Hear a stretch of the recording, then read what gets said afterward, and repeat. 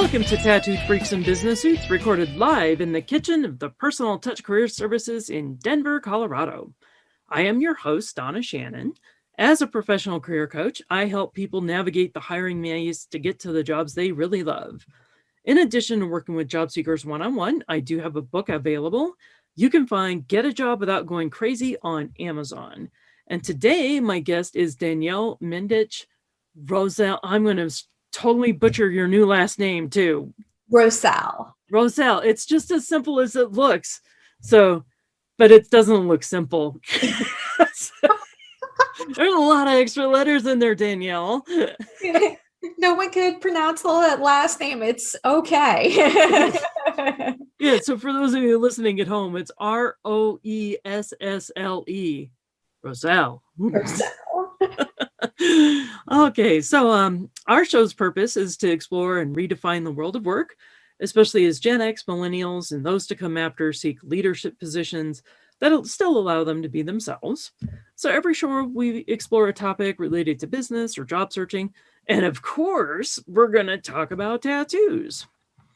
Our sponsor is the Personal Touch Career Services, Denver's top-rated career coaching service. We focus on the practical tools for your job search, including resumes, LinkedIn profiles, interview coaching, ongoing classes, all the rest of those kind of things.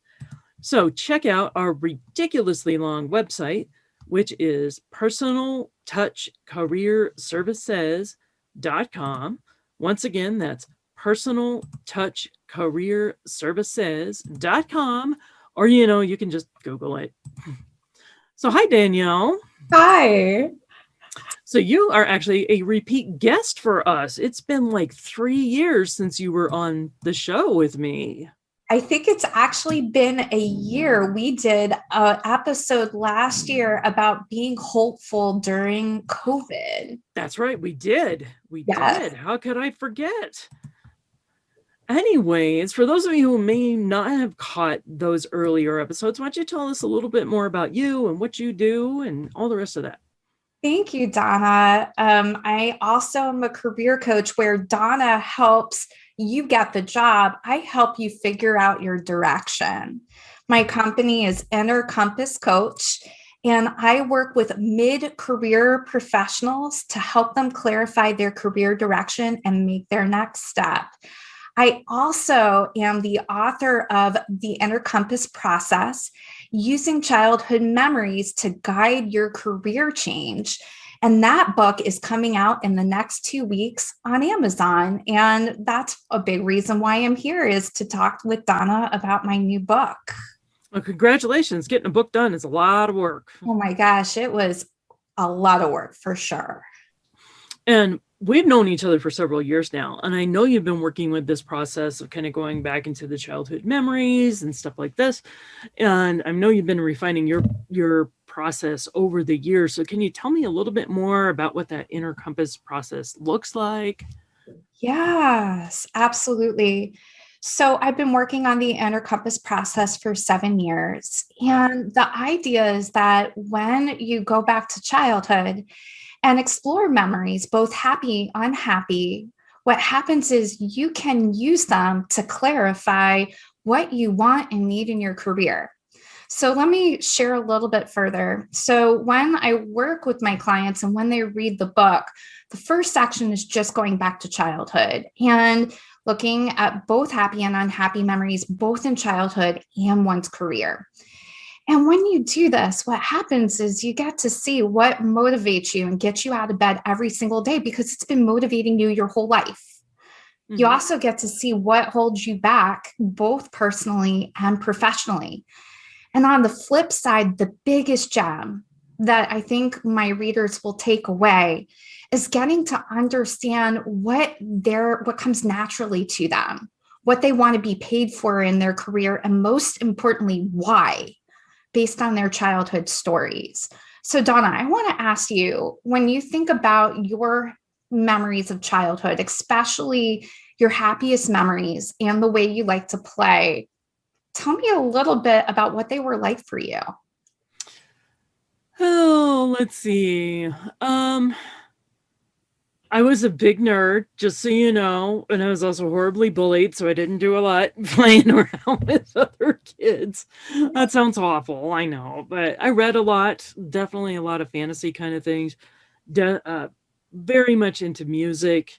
Uh, and I'll give you a heads up because there was like two dream careers I had as a kid. It's like I wanted to either be like a wacky morning DJ on the radio, or I wanted to be a stand-up comedian. So unlike a lot of people who kind of keep those childhood dream careers bottled up, I actually did those. So I was a morning show producer for KBPI in Denver, and then I do stand-up comedy now. So I guess you would say I like being the center of attention. Oh, Donna, you bring up something so important because you actually did get to live out your careers, and our careers evolve. Because, for example, while you might not be a talk show morning host anymore, it's interesting. You're a podcast host now. Mm-hmm. And you Yeah. do other, and I know this is not your only podcast. You have multiple from what I remember. Is that correct? I've got two. So I've got this one, which deals with all the business. And in 2021, I launched the comedy one. So Donna Shannon's Coyote Tales. So if you want to laugh and you're not easily offended, I highly recommend you check that one out too. Ooh, ooh. Okay. So you're speaking to the core of what is at my book. And it's that idea of who we were as children and how they want to manifest in our careers now, that personality that wants to come out now. And one of the things a lot of people will make the assumption is, okay, I wanted to be a teacher when I grew up, therefore I should become a teacher. It doesn't work so linear like that. It's usually a quality bee about what we wanted, what we desired, our personalities that wants to come out. So I want to, if you're okay with it, I would love to hear, like, tell me about what happened with your talk show host, because I think you did that earlier in your career, but you ended up leaving it. But now it's come back and reemerged in a different way. Could you speak to that a little bit? Like, why did I leave the morning show? Yeah. Okay, so that was called Bombing Out Drunk. You know, many people do know I'm like a recovering alcoholic, like with 20 years in, 20 years of sobriety. So that's kind of like part of that whole story. I mean, they were bringing in a new morning show anyways. They had their new producer they were bringing along with them. So I kind of preemptively quit before I was going to be let go. Ironically enough, not let go for performance, even though they had plenty of reasons to fire me for that. It's so, yeah. Yeah. But then it was interesting because my career in radio was a little bit different. I started off literally in the mailroom and I worked my way up through the business office and then made this big leap over onto the talent side, which almost never ever happens. It's real rare for someone to pull that off.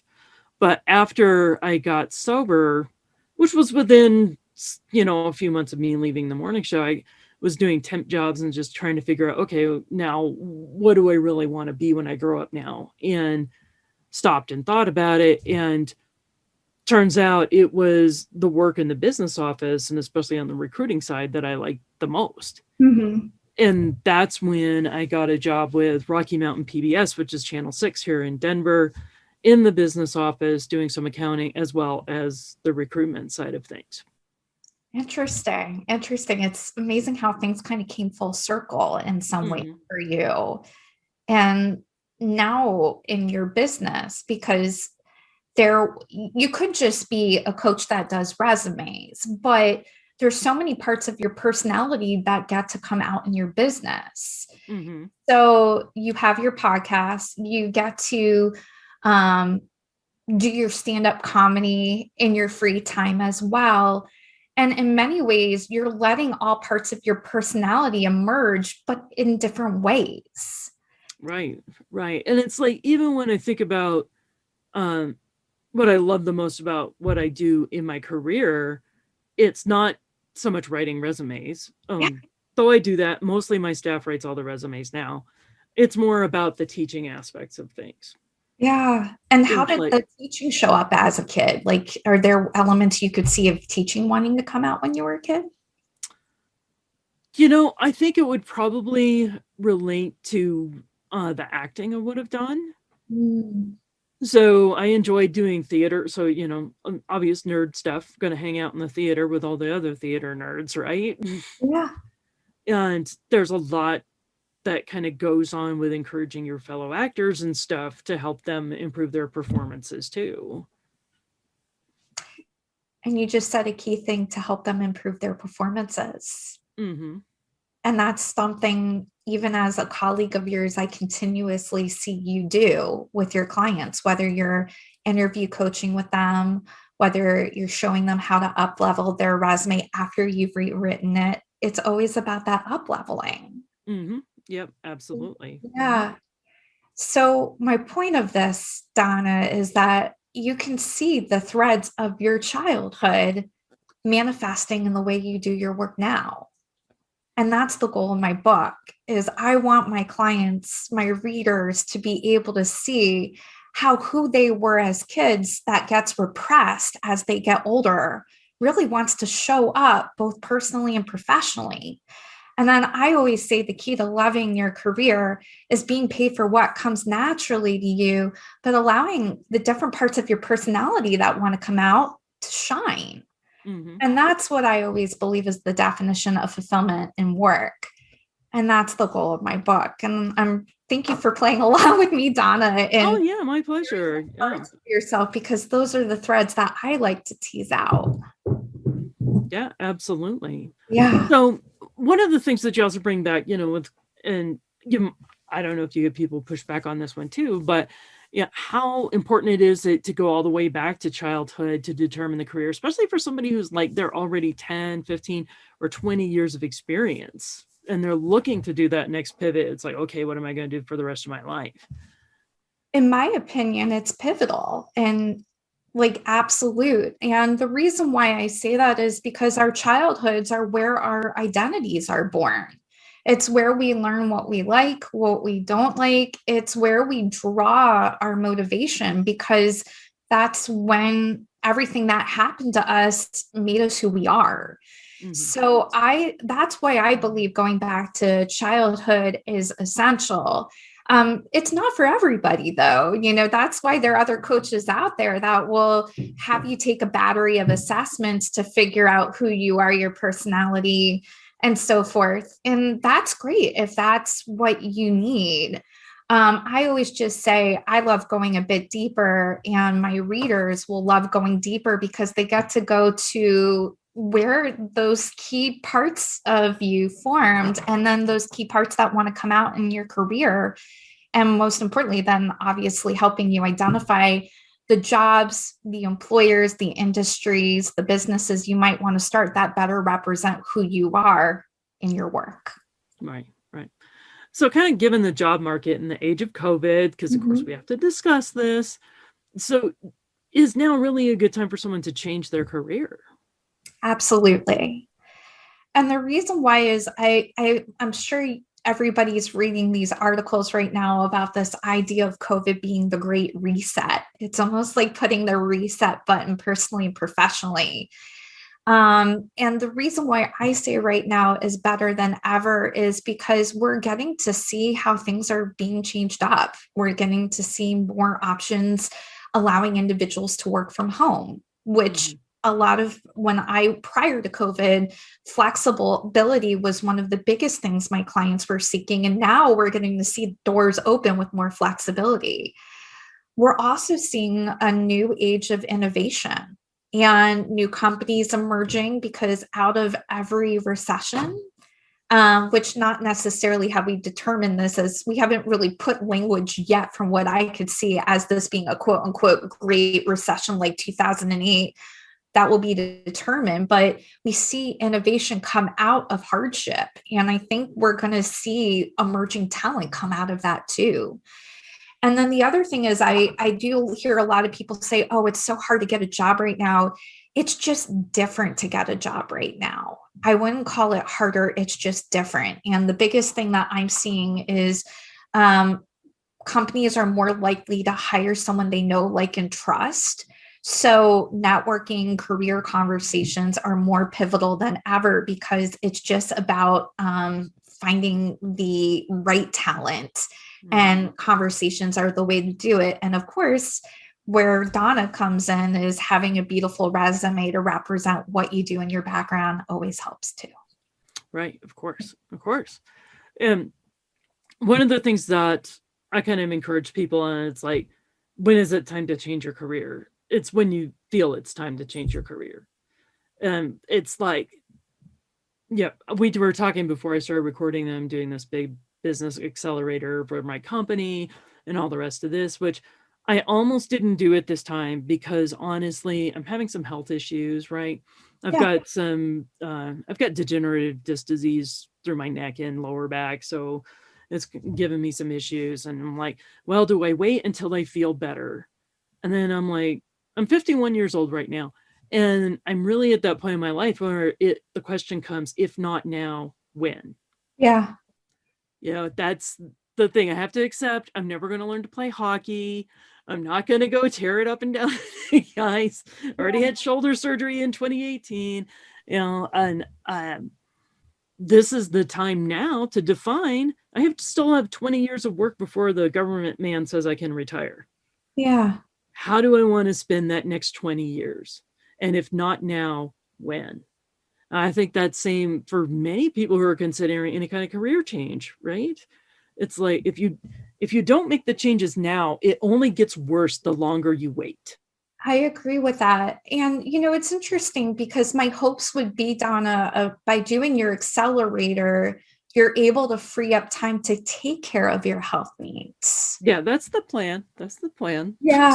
It's just like anybody doing a career change or trying to find a job and they're like, got a job. They're like, oh, I don't have any time to go find a job that give me better because I'm already putting in 50, 60-hour weeks at this other place. And it's like, well, if you don't put in the extra time now to, number one, figure out what is going to be the good fit for you, which is where you come into play. Yeah. Or putting in efficient systems to job search, things will never change. If nothing changes, nothing changes. Exactly.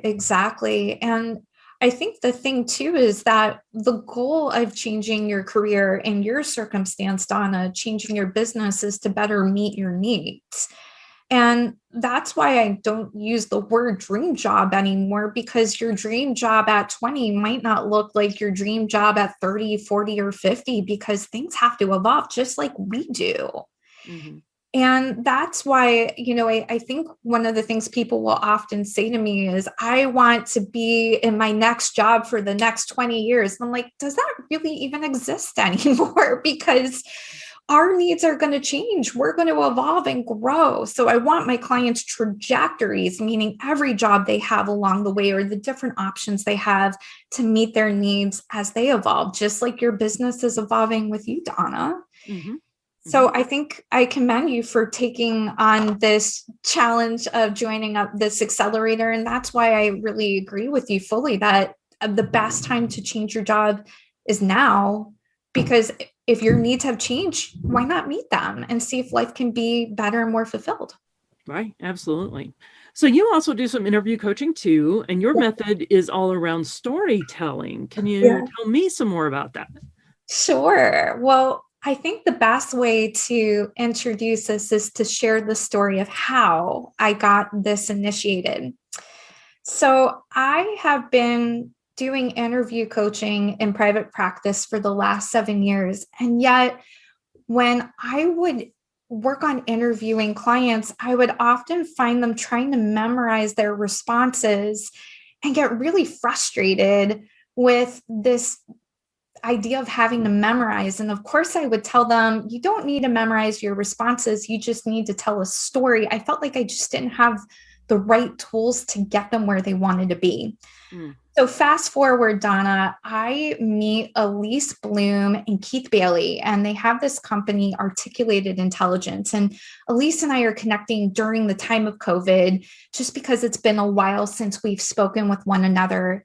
And Elise and I she's telling me that she is doing public speaking coaching with Keith, and how they have this method of teaching people how to become better public speakers through using gamification and just using quick one-word strategies to help them tell their stories and become better public speakers. And so Elise takes me through her teaching method, and I thought it was brilliant. So I asked her and Keith to work with me so that we can better help my clients prepare for their job interview. And so we've been using this gamification method where you like interviewers learn to associate one word with their interviews, and then they learn how to better recall interview stories. And we've been practicing on clients. They've been nailing their job interview. And now we're coming out with a course called Master Storytelling for Job Interviews, just using one word alone. And it's been really brilliant. It's been helpful. My clients are nailing their job interviews. And that's how we're doing it, is gamification and quick word association so that my clients can nail their job interview. That sounds cool. That's very innovative, very different. Thank you. Thank you. It's been a lot of fun. And it's been a lot of fun working with Keith and Elise, because they've had their own method for years, and it's solving a problem that I've had as a coach, which is just, it's been brilliant. Excellent. Yeah, we do interview coaching too, as well. We take a little bit different strategy. Yeah. Tell me more. So, given that my background is in human resources and recruiting, so a lot of what I teach in my interview coaching is more traditional. In like, this is what the companies expect. This is how to present yourself. And we still dive pretty deep into like, I want you to be honest. I want you to be sincere. I want you to be authentic, but we're not going to step our foot into holes by being too honest. Yes. Best foot forward in all things. Well, we're still continuing to screen out the employers too, because it has to be a match on both sides. That makes a lot of sense. And it's interesting because, Donna, one of the ways that we play around with stories is stories can be reshaped and shared in different ways to different audience. And one of the things that's helpful about word associations is you can start playing around with your story and figuring out which words would change the way you tell it. Yeah. And you've nailed it, because we don't want to go off and share something in our job interview that would give an interviewer a red flag or show that we're a liability. So it's all about what we choose to share and how we tell the story. And that's a big part of the course that we're working on and just about to wrap up. Excellent. Excellent. Yeah. So throughout your career so far as a coach, what was the most rewarding project or client that you've worked with so far? Yeah. So in my book, I'm going to use a pseudonym. I call her May. And she is one of my favorite clients that I've worked with. And one of the reasons she was my favorite clients is because she was completely open to where the inner compass process would take her. So May and I started working together, and her company actually paid for her to do coaching with me because her supervisor and her supervisor's supervisor were my former clients as well. And they just thought that, as a part of working, having their employees work there, they wanted them to feel that they could have internal career growth. And May was a content director and really questioning if she wanted to stay at her company. And May ended up going through the inner compass process. And by going back to her childhood, she realized that she really wanted to be creative, and that creativity is what drove her. But the problem was that in her current company, she was taking on projects that didn't allow her to feel excited or creative. So by doing the inner compass process and looking at her childhood and how she liked to be creative, she realized that in order for her to stay at the company, she needed to only take on projects that excited her. And luckily, her company had the flexibility to be able to meet those needs, and gave her the permission to pass along work to other colleagues because the department was big enough, so that she was fully focusing on the projects that really interested her. So that helped her really evolve in her company and bring on, like, she had a campaign after working with me that was the highest producing campaign yet because she got to choose it. And the company got to reap the reward of her loving her work. And that was such an amazing outcome. The other outcome that was really cool, Donna, was that she realized by looking back at childhood how much she loved telling stories. Mhm. And she became really clear that she wanted to write a book. So she ended up finishing up a novel that she poured her heart and soul in. It went to Amazon about 2 months ago, and now it's on the bestsellers list. Wow. Yeah.